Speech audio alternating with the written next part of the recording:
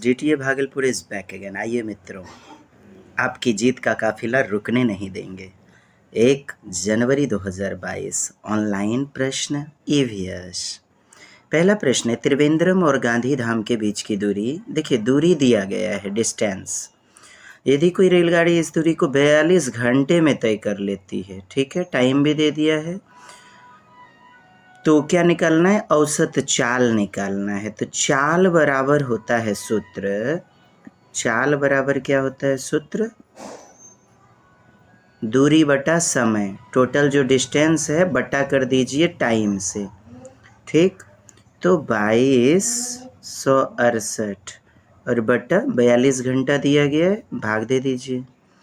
और ये ना मीटर में निकालने बोल रहा है, प्रति सेकेंड में, मीटर प्रति सेकेंड। गौर फरमाइएगा, ये किलोमीटर में दिया है, ये घंटे में दिया है। तो इसके लिए इसे छोटा वैल्यू जो होता है मीटर प्रति सेकेंड, यानी 5/18 से गुना करना पड़ेगा। जब मीटर प्रति सेकेंड दिया रहता, आपको बोलता किलोमीटर प्रति आवर में निकालने, किलोमीटर प्रति घंटा, तो 18/5 से गुना करते। खैर, यहाँ पे करेंगे हम, तो 18 से इसको भाग देते हैं, तो सॉल्व करेंगे हम इस प्रकार से। तो ये निकल जाएगा हमारा 15 मीटर प्रति सेकेंड, 15 निकलेगा। वैसे किलोमीटर में 54 निकल जाएगा, ये गलती नहीं करना है। किलोमीटर नहीं, मीटर प्रति सेकेंड पूछा जा रहा है, इसलिए डी नंबर उत्तर होगा। नेक्स्ट, कोई छात्र ए पर है, ठीक, कोई छात्र ए पर है और बी पर पहुंचना चाहता है। इसके लिए पहले ओ पर जाता है, जो ए के ठीक उत्तर में है। ए के ठीक उत्तर में, देखिए, ए के ठीक उत्तर में जाइए, उत्तर यानी ऊपर, ओ आ गया, ओ आ गया। ए के ठीक उत्तर में 120 मीटर की दूरी, ये टोटल दूरी कितनी है? 120 मीटर है, एम। फिर वह ओ से बी पश्चिम दिशा में 50 मीटर, तो देखिए पश्चिम इधर होगा, 50 मीटर। कहाँ पहुँच गया? बी पर पहुँच गया। दूरी तय करके पहुँचता है। ए की बी से दूरी तथा बी के सापेक्ष ए से बी की दूरी, देखिए ए से बी की दूरी तो ऐसे निकालिएगा ना, ऐसे निकालेंगे हम इसको। और इसके लिए क्या, ये जो है ना, ये कर्ण कहलाएगा, कर्ण। तो कर्ण बराबर लंब स्क्वायर और प्लस आधार स्क्वायर, तो कर्ण बराबर रूट अंडर लंब स्क्वायर 120 का स्क्वायर और प्लस आधार स्क्वायर 50 का स्क्वायर। सूत्र पढ़े हैं ना। अब ऐसे कोई पास कर रहा है इस प्रकार से ए से बी जाने में, तो ये एक त्रिभुजीय आकृति हो गया। इसके लिए कर्ण, जो बड़ी भुजा होती है, हाइपोटेनस, इक्वल टू परपेंडिकुलर, और ये बेस है आपका 50। तो देखें, रूट अंडर लंब स्क्वायर प्लस आधार स्क्वायर, 120 का स्क्वायर क्या हो जाएगा? बरबड़ा 44 से 144 और 2 गो 0, अब प्लस 5 5 25, यानी 5 5 25। तो ये हो गया। अब इसको जोड़ते हैं, 144 और 25 इसको जोड़िए तो 169 और 00, ये इतना होगा। अब वर्गमूल निकालना है, 169 का कितना? 13 होता है, 13, यानी 13 गुना 13, और ये जो 2 0 है तो 10 गुना 10, तो इसमें से एक 13 एक 10 निकाल लीजिए, तो 130 हो जाएगा। तो 130 हो गया, ये बात तो पता चल गई। अब देखिए किसके सापेक्ष, कहता है ए की दिशा क्रमशः, कहता है ए की बी से दूरी। पहला प्रश्न हो गया, 130 उत्तर निकाल लिए। तथा बी के सापेक्ष ए की दिशा, बी के सापेक्ष ए की दिशा, तो बी से ए की दिशा, ये डायरेक्शन, जैसे आप देखिए यहाँ पर यदि बी है तो यहाँ से आप ऐसे खींचिएगा, तो ये कोना कोना, तो ये कोना कोना क्या हो जाएगा हमारा, ये दक्षिण और ये पूरब, तो दक्षिण पूरब। दक्षिण पूरब किस ऑप्शन में है देख लें, दक्षिण पूरब 130 मीटर, बी नंबर उत्तर। वीडियो कृपया फिर से देखें, समझ जाएंगे। प्रत्येक सेट में लगभग ऐसा प्रश्न पूछा ही गया है, बाकी संस्था में हमने बेहतरीन ढंग से बताया है। स्क्रीन पर जगह नहीं है, इंग्लिश वर्जन में भी सेट किए हुए हैं क्वेश्चन को, ताकि दोनों तरफ से मदद मिल जाए। चलिए अगला प्रश्न, स्लॉथ भालू जैसे दिखते हैं और दिन के लगभग 22 घंटे वृक्षों के, देखिए साहब स्लॉथ के विषय में आपको बोला जा रहा है, ठीक है साहब। तो स्लॉथ भालू के जैसा दिखता है, सही बात है, लेकिन 22 घंटा थोड़े, 17 घंटा, आप 18 घंटा लगभग ले सकते हैं। तो 17 घंटा, ये 18 घंटा कब लेंगे, जब इस प्रकार घड़ी के रूप में, इस प्रकार के रूप में जब आपको दिखाया जाएगा, ठीक। चलिए, तो ये पहला विकल्प आपका गलत हो गया, बी नंबर। स्लॉथ चिंपांजी जैसा दिखता है, एकदम सही बात है, वनमानुष के जैसा दिखता है, 17 घंटे वृक्ष की शाखा पे उल्टा लटकता है, बी नंबर विकल्प सही है कि गलत है। अरे यार चिंपांजी तो नहीं ना होगा, भालू जैसा ना दिखता है, इसीलिए गलत। ये कोहलर वाला दिमाग में मेरे भी आ गया, कोहलर सुल्तान नामक वनमानुष चिंपांजी। सूझ है वह मंत्र, सूझ या फिर अंतर्दृष्टि का सिद्धांत, थ्योरी ऑफ इनसाइटनेस। स्लॉथ चिंपांजी जैसे दिखते हैं, फिर वही बात गलत कीजिए, स्लॉथ भालू जैसे दिखते हैं, 17 घंटा वृक्ष पर उल्टा लटकता है, डी नंबर सही है। ये एक अच्छा तैराक होता है, लगभग 1-1.5 सप्ताह में वृक्ष से उतरता है, दीर्घ शंका, लघु शंका, पोटी सुसु यानी मल मूत्र विसर्जन के लिए। ये पूरी जिंदगी में यानी 40 वर्ष जिंदा रहता है, और एक पेड़ पर 5 साल, जब तक कि पूरा पत्ती चट नहीं कर जाए। तो बताइए 40 साल के जीवन में कितना, 8 पेड़ पड़ जाएगा। यह फैक्ट भी याद रखेंगे। अगला प्रश्न है, एक कपड़े पर दूध को उड़ेलते हैं, मलाई उस पर ही रह जाती है, पृथक्करण की यह प्रक्रिया, जैसे कि दूध से क्रीम अलग करते हैं, चाहे छन्नी न है हो, कपड़े से छान रहे हैं, बात बुझे, तो मलाई ऊपर में रह जाता है, तो ये क्या कहलाता है, फिल्टर करना, निस्यंदन, फिल्ट्रेशन, निस्यंदन होता है, ठीक है साहब। पृथक्करण, सेपरेट करना, अलग करने का यह प्रक्रिया, सेपरेट करने का क्या कहलाता है, फिल्ट्रेशन। हाँ अच्छा, और आगे बात को समझते हैं। वैसी प्रक्रिया जिसमें ठोस कण को किसी द्रव या फिर गैसीय पदार्थ में से फिल्टर पेपर की सहायता से पृथक किया जाता है, उसे निस्यंदन कहते हैं। जैसे पानी में मिला हुआ है बालू, नीचे बैठे रहने दीजिए। अच्छा जी साहब, चलिए आगे बढ़ते हैं। अगला प्रश्न कक्षा 5 की पाठ्य पुस्तक में दिया गया, गोलकोंडा का गोलकोंडा किसके, काकतीय राजवंशों के द्वारा बनाया गया है।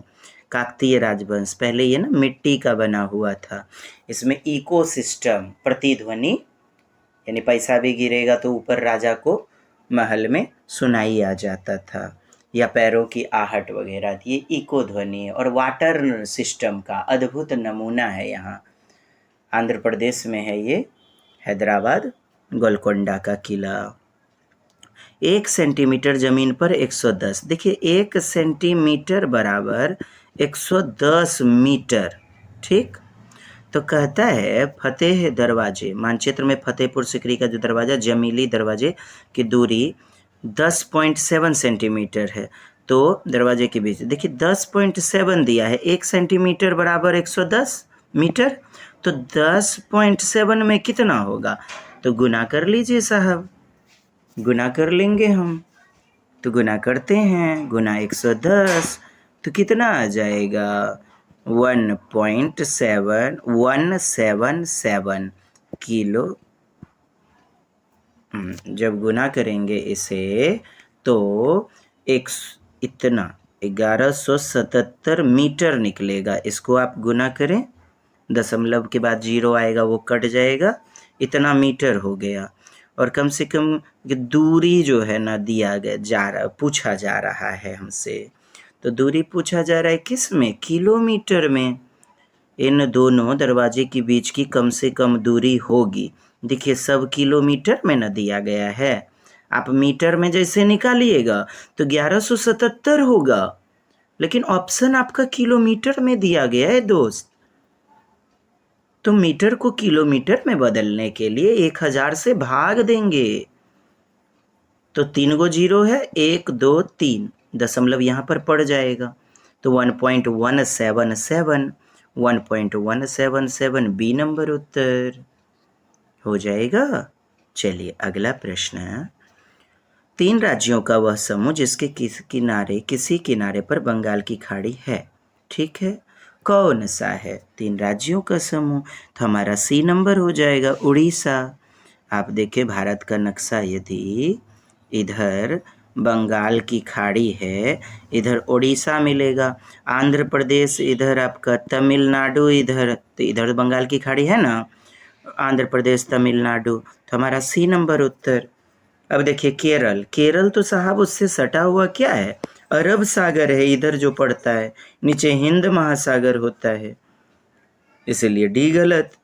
1 नंबर विकल्प आंध्र प्रदेश महाराष्ट्र। अब देखिए महाराष्ट्र भारत के यहाँ गुजरात के नीचे में, तो ये भी अरब सागर से सटा हुआ है, गलत हो गया।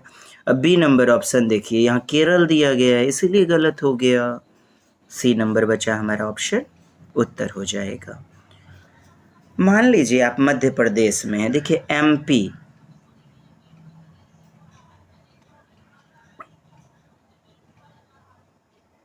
ये यहाँ पर एमपी मध्य प्रदेश में है। इस राज्य के सापेक्ष किस दिशा में हमारे देश के सर्वाधिक घने जंगल,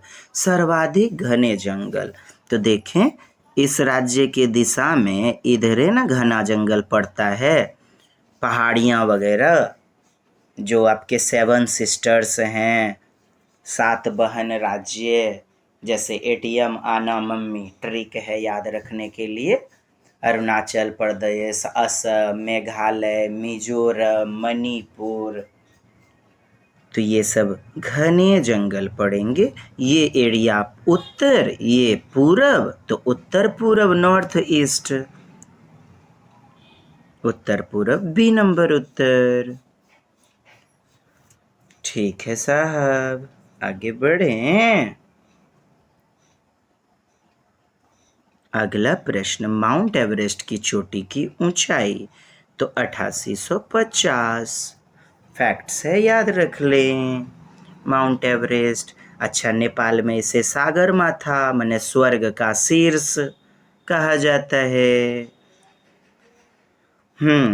और विश्व का सबसे गहरा भाग जो है प्रशांत महासागर का मेरियाना गर्त, जिसकी गहराई 11,034 मीटर होती है, ठीक, तो 11,034 मीटर। खैर यहाँ तो 8850 आप जानते हैं, 8848 था ना, ये जीवंत चट्टानें हैं, बढ़ते रहती हैं, कल के दिन में कुछ और पढ़ने को मिलेगा, तो ये तो 8850।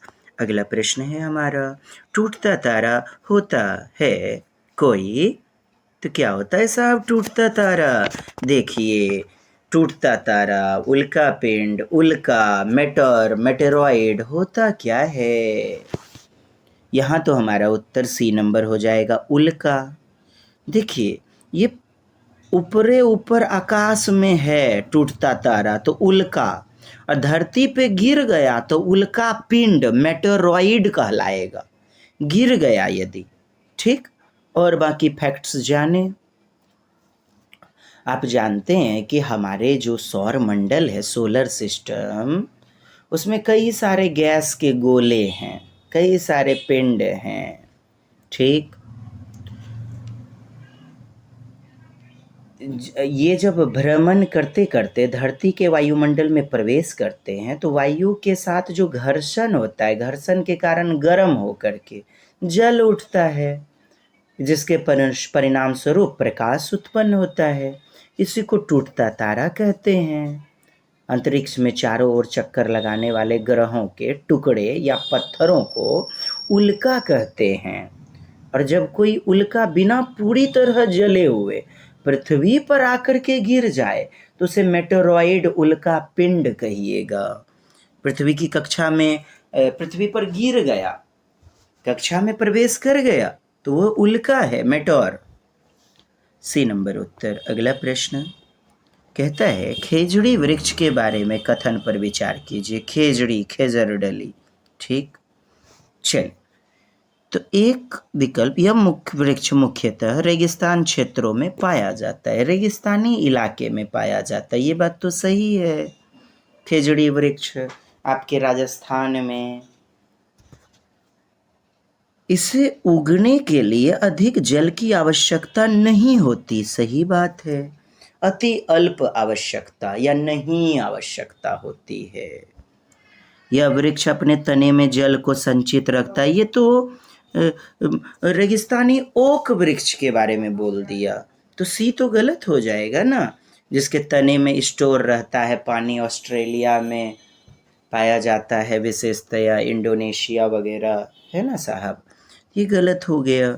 डी नंबर, इस वृक्ष की छाल का उपयोग दवाई बनाने में। जी हाँ, इसका छाल दवाई बनाने में, इसकी लकड़ी पर, अच्छा, छाल दवाई बनाने में। और फली, जो फल होता है, फली सोजीना टाइप का, वो जो है ना सब्जी बनाने में काम आता है। इसकी पत्तियां मवेशियां खाते हैं, मवेशी। इसकी लकड़ी में कीड़े नहीं लगते हैं। और इसकी छांव में वृक्ष बच्चे खेलते हैं। और फैक्ट्स जाने कि ये, अच्छा, इसमें जो पत्तियां होती हैं ना वो कांटों का रूप ले लेती हैं धीरे धीरे, चूँकि गर्मीला इलाका है। आखिर कैसे बचेगा भला गर्मी से, तो कांटे परावर्तित करते हैं प्रकाश को, है ना। और कांटे झुलस जाते हैं, पेड़ पौधे की रक्षा हो जाती है। छोटी छोटी पत्तियां जो है एकदम घौंजे, ये क्या होते हैं, काफ़ी ज़्यादा विस्तृत घौंजेदार वृक्ष होते हैं। अच्छा, वो कांटों वाला फैक्ट से सर्वाधिक लागू होता है रेगिस्तानी ओक पर। कांटों वाला कि कांटों में रूपांतरित हो जाता है पत्तियां। और रेगिस्तानी ओक की और बात करें तो ऑस्ट्रेलिया, इंडोनेशिया, भारत के मेघालय वगैरह में, और और बात करें तो लगभग ये 4 मीटर के ऊंचाई का ऊपर का तना होता है। और फीट में बात करें तो 10 से 12 फीट ऊपर, और नीचे लगभग 30 गुना गहराई तक जाता है, जब तक कि पानी न मिल जाए। रेगिस्तानी ओक, ये प्रश्न खेजड़ी वृक्ष के बारे में, खेजरडली गांव, खेजड़ी। चलिए, यहाँ नीचे जो है ना कुछ उपजाया भी जाता है, फसल वगैरह इसके वृक्ष के छांव के नीचे। बच्चे इसकी छांव के नीचे खेलते हैं, खेजड़ी।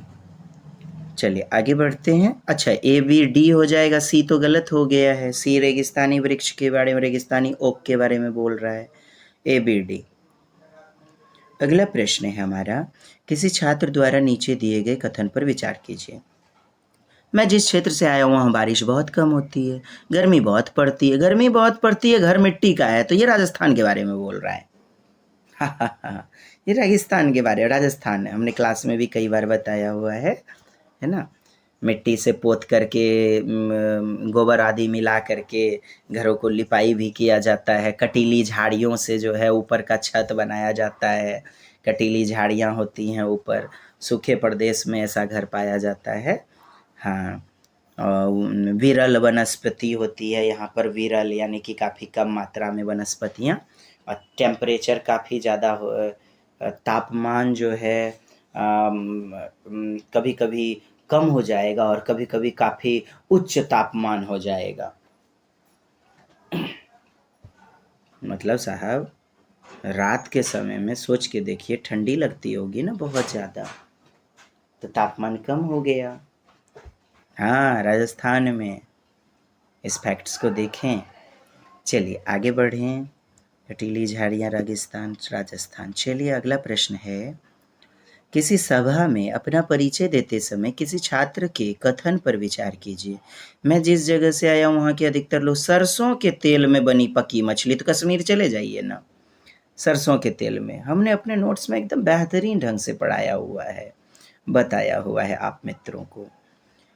तो जम्मू कश्मीर, और यदि गोवा के बारे में तो नारियल के तेल में बनी हुई मछलियाँ, है ना साहब। सरसों का तेल जम्मू कश्मीर,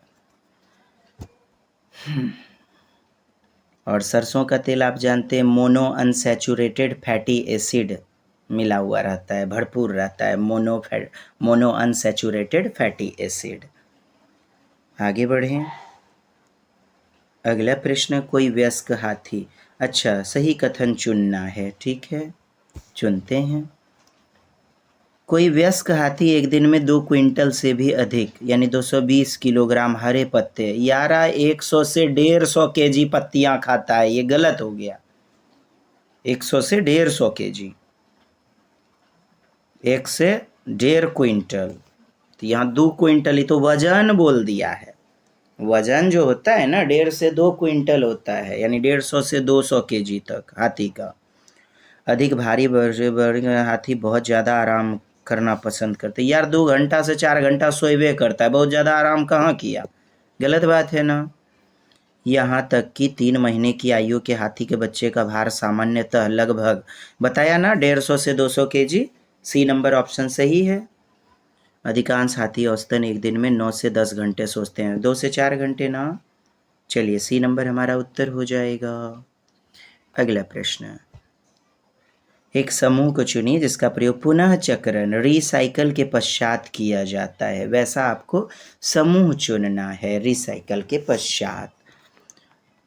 पॉलीथीन बैग, कागज, बैटरी, मोबाइल फोन, चादरें, समाचार, नहीं ये नहीं होगा। समाचार पत्र, प्लास्टिक बोतल, बैटरी गलत। लोहे की कीलें, कांच की बोतल, स्टील मग, गत्ते का डिब्बा, जी हाँ सी नंबर हमारा उत्तर हो जाएगा। लोहे की कील, कांच की बोतल, स्टील मग, गत्ते का डिब्बा का प्रयोग ना पुनः चक्रण के पश्चात प्रयोग किया जाता है। पुनः चक्रण का मतलब समझ रहे हैं ना, कचरा को कुछ नए रूप में कोई सामग्री में बदल देते हैं। पुरानी या फेंकी हुई कांच की बोतल, लोहे की कीलें, स्टील मग, गत्ता का डिब्बा तथा अन्य अनुपयोगी वस्तु एकत्र करके कुछ उपयोगी चीज़ें बना सकते हैं हम।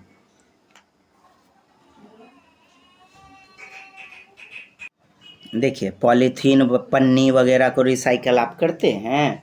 ये प्लास्टिक वगैरह का जो भी है, ये देखिए एक इसमें प्लास्टिक बोतल देख रहे हैं, प्लास्टिक पॉलीथीन, इस कारण से इसको देखा हमने, ए बी डी को गलत कर दिया, सी हमारा उत्तर है। अगला प्रश्न है, मिलान कीजिए, मैच करना है, ठीक है। छोले भटूरे, तो छोले भटूरे साहब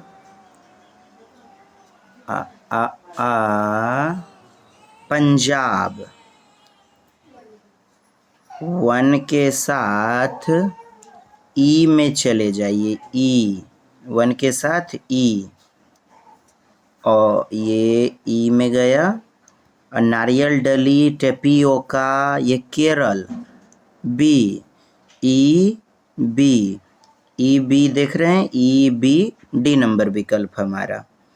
और ये तीसरा देखिए सरसों का तेल, तो चले जाएं कश्मीर, डी हो गया। नारियल के तेल में गोवा, ए हो गया, तो डी नंबर विकल्प।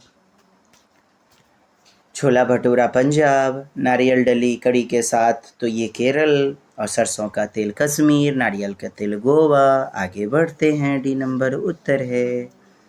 कहते हैं पर्यावरण विद्यार्थियों को रचनात्मक आकलन के लिए उपयुक्त कार्य, फॉर्मेटिव आकलन के लिए उपयुक्त, फॉर्मेटिव फॉर्म होगा, ज्ञान का निर्माण होगा, बेहतरीन ढंग से पूर्व अनुभवों से जोड़ा जाए बच्चों को। तो हमारा तैरने और डूबने के पाठ पर प्रश्न उत्तर, अवलोकन प्रक्रिया, अवलोकन करवाना, क्रियाकलाप कराना, ये ना उपयुक्त कार्य बेस्ट होगा। जिससे बच्चों में क्रिएटिविटी आएगी, रचनात्मकता। परिभाषा गलत, डूबती और तैरती उसकी सूची याद करना गलत, प्रश्न के उत्तर लिखना इसीलिए भी तो गलत। तैरने डूबने के पाठ केवल संकीर्ण बना दिया है, तैरना डूबने वाला ही केवल। अभिसारी चिंतन, अपसारी वाला ना प्रश्न का आप ढूंढना है, चिंतन जिसके अनंत उत्तर हो सकते हैं। अलग अलग बच्चे अलग अलग तरीके से चिंतन करेंगे, सोचेंगे, तो बी नंबर उत्तर बी फॉर बॉम्बे। पर्यावरण अध्ययन की कक्षा में कला एवं कौशल का समावेश करना चाहिए, इंटीग्रेट करना चाहिए, ठीक, क्योंकि वह प्रोत्साहित करता है ए सृजनात्मकता को, बिल्कुल सही, क्रिएटिविटी, सहपाठी साथ साथ पीयर लर्निंग बिल्कुल सही, बच्चे इनके माध्यम से बेहतर ढंग से सीखते हैं। कक्षा में अनुशासन को एकदम गलत, बाल केंद्रित शिक्षण प्रणाली है प्रजातांत्रिक शिक्षण प्रणाली या लोकतांत्रिक शिक्षण प्रणाली, डेमोक्रेटिक एजुकेशन या चाइल्ड सेंटर्ड एजुकेशन, तो इसमें अनुशासन कदापि नहीं। समावेशन को यानी कि सबकी रूप रंग व्यवहार जाति धर्म सबको सम्मान देना, एक ही छत के नीचे समावेशित करना, इंटीग्रेट करना, इनकल्सन करना, समावेशन। ए बी डी हमारा उत्तर डी। अगला प्रश्न, कक्षा 4 के विद्यार्थियों को थीम आश्रय के लिए कौन सी युक्ति पूछताछ को यानी इंक्वायरी बेस्ड, देख रहे हैं, इंक्वायरी बेस्ड को बढ़ावा देगी। आश्रय, ये आप देख रहे हैं थीम, ये आश्रय शेल्टर, सबसे पहला परिवार एवं मित्र, फिर आगे बात करते हैं हम परिवार एवं मित्र, परिवार एवं मित्र के बाद भोजन, पानी, आश्रय, यात्रा, और छठा थीम चीज़ें जो हम बनाते हैं और जो करते हैं, things we make and do. खैर सीरीज में ये नहीं है। चलिए, तो क्या करेंगे, घरों के चित्र की बात करते हैं, विभिन्न प्रकार के घरों के चित्र, आश्रयों के चित्र साझा करेंगे। आश्रय शेल्टर, रहने का आवास, विभिन्न मकान निर्माण स्थलों पर जाने के उपरांत विद्यार्थी को अपने अनुभव को देख रहे हैं, अपना अनुभव को लर्निंग बाय डूइंग, एक्सपीरियंस से जोड़िए। उन्होंने जो भी अवलोकन किया स्थलों पर, भ्रमण विधि, सी नंबर कितना बेहतरीन विकल्प है दोस्त, ए बी से भी ज़्यादा दमदार। पूछताछ आधारित इंक्वायरी बेस्ड को प्रोत्साहन करेगी। देश के विभिन्न आश्रय पर एक पावर पॉइंट प्रस्तुति कंप्यूटर आदि में दिखा देना, सबसे बेहतरीन सी नंबर विकल्प। अगला प्रश्न, प्राथमिक कक्षाओं का पर्यावरण अध्ययन वह विषय क्षेत्र है जिसमें एकीकरण है, जिसमें इंटीग्रेट है, तो क्या है साहब, ज्ञान पर्यावरण शिक्षा संप्रत्येक मुद्दा विज्ञान और सामाजिक विज्ञान, सामाजिक विज्ञान, पर्यावरण, इसमें तो सब लिया गया। देखिए डी नंबर उत्तर हो जाएगा। उपर्युक्त सारे विकल्प का वर्णन कर दिया है डी नंबर में, विज्ञान, सामाजिक विज्ञान, पर्यावरणीय शिक्षा, इन सारे कॉन्सेप्ट को, संप्रत्यय एवं मुद्दों को, एनवायरमेंटल स्टडीज एकीकृत कर देना। इतिहास, भूगोल, नागरिक विज्ञान आदि सबको मिला के एक पुस्तक चलती थी। सामाजिक अध्ययन, और हर विषय वस्तु को, ज्ञान को एकीकृत रूप में दिखाना, पर्यावरण के तौर पर बच्चे की पूर्व जिंदगी से जोड़ते हुए, मातृभाषिक परिवेश, प्राकृतिक परिवेश, स्वाभाविक परिवेश, मूर्त परिवेश से जोड़ते हुए, सबको एकीकृत करते हुए, इंटीग्रेट करते हुए सिखाना। D will be the best answer. Next, निम्न प्राथमिक स्तर के पर्यावरण अध्ययन ईवीएस का क्या उद्देश्य है, तो क्या उद्देश्य है साहब, लैंगिक भेदभाव से संबंधित मुद्दों पर सीखने वाले को संवेदनशील बनाना, यानी जागरूक बनाना, किसके, जेंडर बायस के प्रति। बेहतरीन है विकल्प। स्थानीय उपलब्ध सामग्री से सरल प्रारूप का विकास करना, स्थानीय उपलब्ध सामग्री से सरल प्रारूप, देखिए जटिल का भी तो निर्माण करेंगे, केवल सरल नहीं, विद्यार्थी को उच्च प्राथमिक, यहाँ तो प्राथमिक पूछ रहा है ना, तो उच्च प्राथमिक में कहाँ जा रहे हैं, हायर लेवल की बातें। क्रमिक रूप से तैयार करना। उनके आस पड़ोस में उपलब्ध व्यावसायिक विकल्प, देख रहे हैं आस पड़ोस से जोड़ देता तब तो इसी को उत्तर ले लेते, लेकिन व्यवसाय, बिजनेस, रोजमर्रा, रोजी रोटी, कमाने खाने का साधन, उससे जोड़ा जा रहा है, इसलिए ये गलत कर देंगे हम। की ओर अभिमुख करना,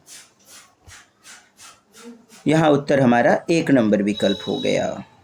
अगला प्रश्न है हमारा, अच्छा इसको समझे ना, लैंगिक भेदभाव के प्रति संवेदनशील होगा, बच्चा चिंतन करेगा, अवधारणाओं को बौद्धिक स्तर विकसित होगा। संवेदनशीलता यार ऑप्शन में जहाँ देखिए ना, जागरूक बनाना, ईवीएस में लेके चले जाइए या अन्य विषय में, संवेदनशील बनाना, लाइनों से जोड़िएगा, तदानुभूति करवाते हैं, एम्पैथी, समानुभूति, समानुभूति, सहानुभूति नहीं। और संवेदनशीलता का मतलब ये होता है जागरूकता प्रदान करना, बच्चे को जागरूक बना देना पर्यावरण के प्रति। अपन तो उसको देखा आगे बढ़ गया, 1 नंबर उत्तर हो गया। शिक्षिका ने अपने विद्यार्थियों को भोजन के रूप में ग्रहण किए जाने वाले पौधों के विभिन्न भागों जैसे जड़, तना, पुष्प के नाम जानने के लिए अपने परिवार के सदस्यों से परामर्श करने के लिए, बात विचार करने के लिए कहा। इस क्रियाकलाप की अभिकल्पना की गई, मैंने किस कॉन्सेप्ट के आधार पर क्या सोचा आखिर, अनुभवात्मक सीखने को प्रोत्साहित करने के लिए, यानी एक्सपीरियंस से जोड़ते हुए सीखना। बेहतरीन है यार, पूर्व अनुभव से जोड़ना, अनुभवों से सीखना, बच्चा अपने समवयस्कों से अनुभव प्राप्त करेगा, खुद भी जो जानता है उनके बीच संबंध स्थापित करेगा। भोजन से संबंधित संप्रत्यय सीखने को प्रोत्साहित करने के लिए, देखिए केवल क्या कर रहा है, भोजन से संबंधित कॉन्सेप्ट, भोजने से संबंधित कॉन्सेप्ट, वृक्ष, पानी, हवा, सब कुछ अनुभव से सीखने को प्रोत्साहित करना। 1 नंबर विकल्प हमारा उत्तर। पाठ को आनंददायी और रुचिपूर्ण बनाने के लिए केवल यही मकसद है क्या, खुले मन से खोज करने के लिए अनुमति देना। साहब सबसे बेहतरीन क्रियाकलाप ना 1 नंबर हो जाएगा। अगला विकल्प हमारा, अगला प्रश्न, दृष्टि बाधित, देख रहे हैं विजुअल इम्पेयरमेंट है, दृष्टि बाधित बच्चा है, दृष्टि बाधित है। विद्यार्थी को पर्यावरण अध्ययन पढ़ाने के लिए उनमें कौन सी युक्ति सर्वाधिक होगी, सर्वाधिक बेहतरीन युक्ति कौन सी होगी, तो स्पर्श करने वाली वस्तु, टेक्टाइल, काइस्थेटिक मटेरियल, टेक्टाइल, छूने वाली वस्तु, 3D मटेरियल या ब्रेल लिपि वाला वस्तु, त्रिआयामी वस्तु, दिक् स्थानीय समझ तो उत्पन्न करने वाला दिक् स्थानीय समझ। देखिए यहाँ स्पर्शी शिक्षण अधिगम है, बच्चा छू करके न कर पाएगा चूंकि दृष्टि बाधित है, आंखों से असहाय है। चलिए बाकी मिश्रित सहपाठी समूह बनाएं, अधिक समय दें, ये आप देख रहे हैं, प्रत्येक भाग को अलग पढ़ाएं। दृष्टि बाधित के बारे में D नंबर हमारा बेहतरीन होगा। अगला, पर्यावरण अध्ययन का शिक्षण करते हुए पाठ का वह उपयुक्त स्तर जिस पर विद्यार्थी का आकलन किया जाना चाहिए वह है, विद्यार्थी का आकलन किया जाना चाहिए पाठ के अंत में, पाठ के आरंभ में, शिक्षण अधिगम के दौरान, ड्यूरिंग, जब जब टीचर को आवश्यकता है तब तक करेगा, over the course of teaching learning, दौरान।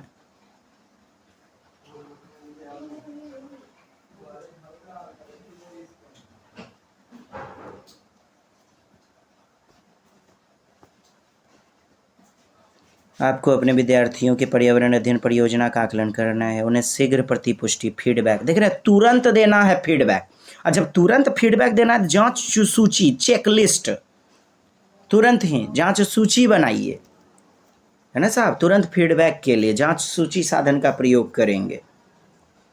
जांच सूची जो विधि होती है ना, उसमें किसी परिणाम या प्रदर्शन में जो उपस्थित है या अनुपस्थित है वो तत्वों का पता लगाते हैं, जैसे कि कौशल, व्यवहार, भ्रम, भ्रमणवाद वगैरह, उनसे जुड़ा हुआ।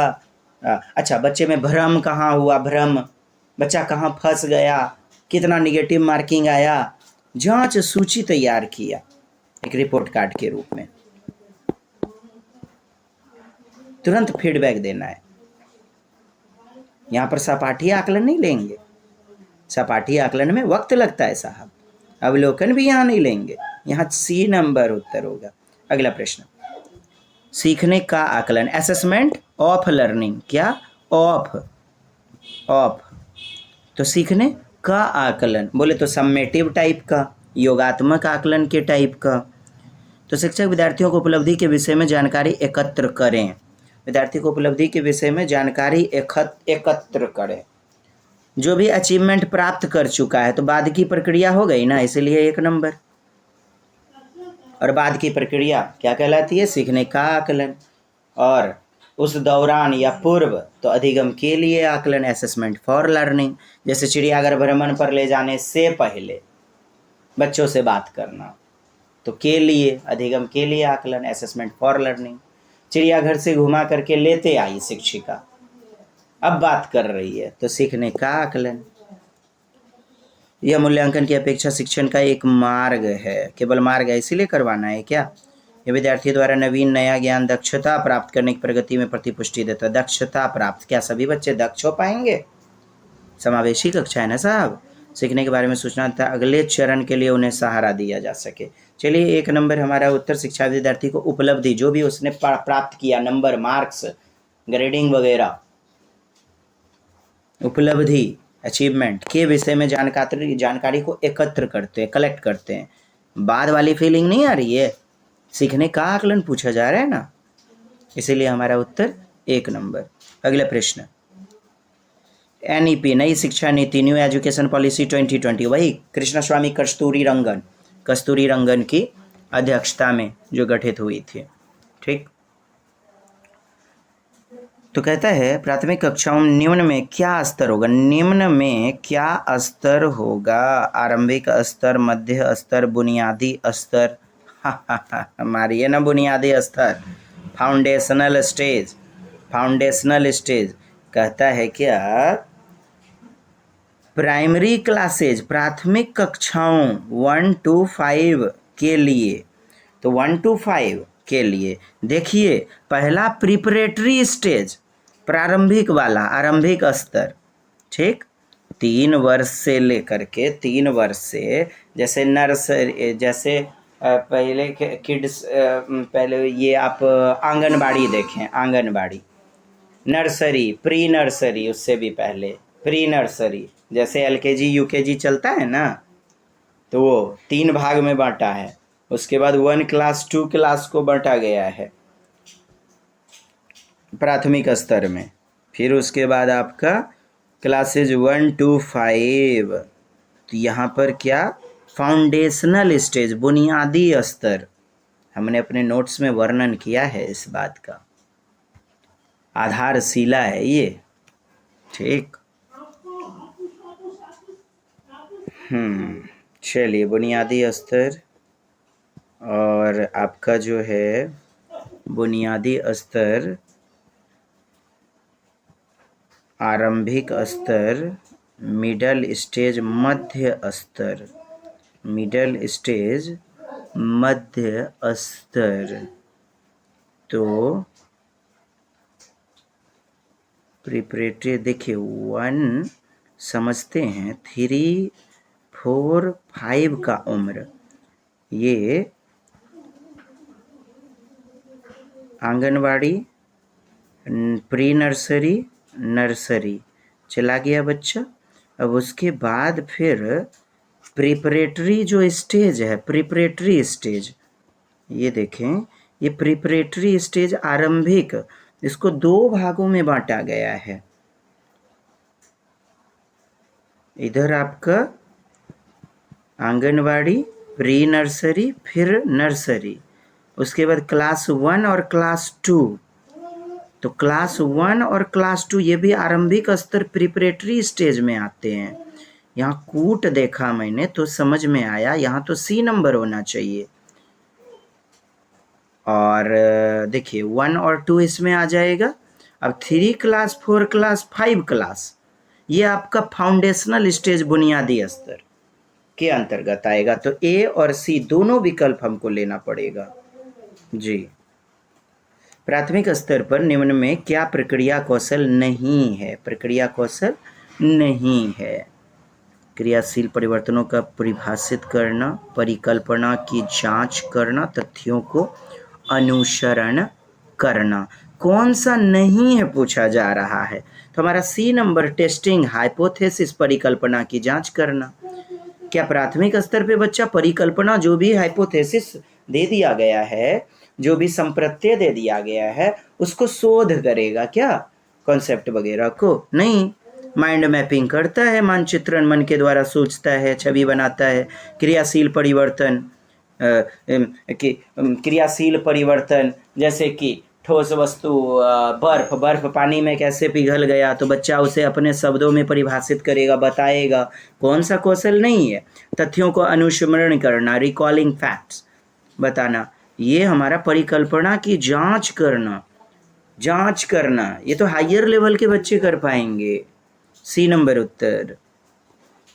अगला प्रश्न, थीम परिवार तथा मित्र में कौन सा उप थीम है? तो 4 गो उप थीम है ना साहब, 4 गो उप थीम है, संबंध, कार्य, खेल, पशुएं। तो ये है हमारा, तो यहाँ पर क्या हो जाएगा? बी नंबर, कार्य और खेल, वर्क एंड प्ले। ये भोजन, हमारा आश्रय, चीज़ें जो हम बनाते हैं, ये सब तो थीम है। उप थीम की बात हो रही है। थीम 6 गो है और उप थीम पहला वाले में 4 गो है, और दूसरा वाला जो है उसके अंतर्गत 5 गो है बस। निम्न में से कौन सा एक अपसारी प्रश्न है? पर्यावरण अध्ययन की शिक्षिका अपनी छात्राओं की सृजनात्मक क्षमता को प्रोत्साहित यानी एनकरेज करने के लिए पूछेगी, ठीक। मृदा में, मिट्टी में प्याज के बीजों को बोने से लेकर फसल काटने तक के चरण, इससे फसल के बारे में न केवल जान पाएगा बच्चा। दिल्ली जैसे शहरों में वायु प्रदूषण को कम करने के लिए आप क्या कदम उठाएंगे? देख रहे हैं क्या कदम उठाएंगे। तो अलग अलग बच्चे अलग अलग तरीके से अपसारी चिंतन का प्रयोग करेंगे, और अपसारी वो है साहब जिसमें अलग अलग तरीके से अलग अलग आप जवाब देते हैं, अलग अलग तरीके का वर्णन करते हैं। अपसारी जिसे खुले अंत वाला यानी अरूढ़िवादी कहते हैं, जिसके अनंत उत्तर हों यानी एक से अधिक हों। एक होगा तो बंद अंत वाला यानी कि कन्वर्जेंट। रूढ़िवादी सीमित अंत वाला, संकीर्ण अंत वाला। अभिसारी जिसे उत्तल चिंतन भी कहते हैं, उत्तल दर्पण, कॉन्वेक्स वाला, लिमिट रहता है जिसका उत्तर। तो यहाँ तो अपसारी पूछा जा रहा है, अपसार करेगा, अवतलीय चिंतन, अवतल दर्पण, जो अनंत उत्तर, मुक्त अंतर, पूर्वाग्रह, रूढ़िवादी से मुक्त होगा, आउट ऑफ द बॉक्स चिंतन। इसमें केवल आपको फसल काटने वाली बातें, तो अभिसारी। सी नंबर में लवण के विलयन, आप लवण कैसे पृथक करेंगे? केवल लवण के बारे में, साल्ट के बारे में। पत्तियों का रंग हरा क्यों होता है? एकमात्र उत्तर आएगा क्लोरोफिल। और ये बी नंबर, प्रदूषण को कम करने के लिए क्या क्या कदम उठाइएगा? जब समावेशी कक्षा में 30 बच्चे यदि हैं आपकी कक्षा में, अलग अलग बच्चों का अलग अलग उत्तर हो सकता है, तो हो गया ना अपसारी, सृजनात्मकता को बढ़ावा। उत्तर हो जाएगा हमारा बी। विद्यार्थी द्वारा पर्यावरण अध्ययन के सीखने का गत्यात्मक यानी psychomotor, conative, learning by doing, हाथों से करके सीखना, समग्र, कॉम्प्रिहेंसिव, अनुभवात्मक प्रकृति का उत्तम आकलन किया जा सकता है। तो किसके द्वारा बेहतर ढंग से कर सकते हैं? विश्वसनीय आकलन युक्तियों द्वारा। मौखिक प्रश्न ऑरल को केवल लिया जा रहा है, इसमें समग्र, अनुभवात्मक, गत्यात्मक सारी चीज़ें आ जाएंगी।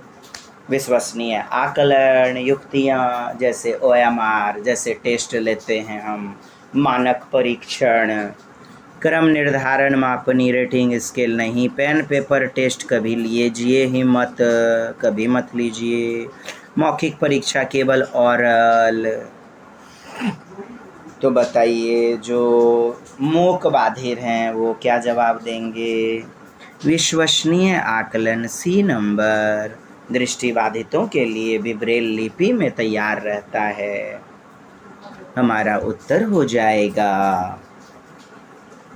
उपलब्धि की गुणवत्ता को बेहतर ढंग से हम जांच सकते हैं विश्वसनीय आकलन के द्वारा। पुनः मिलते हैं अगली दमदार कक्षा में। तब तक के लिए जय हिंद, जय भारत, वंदे मातरम।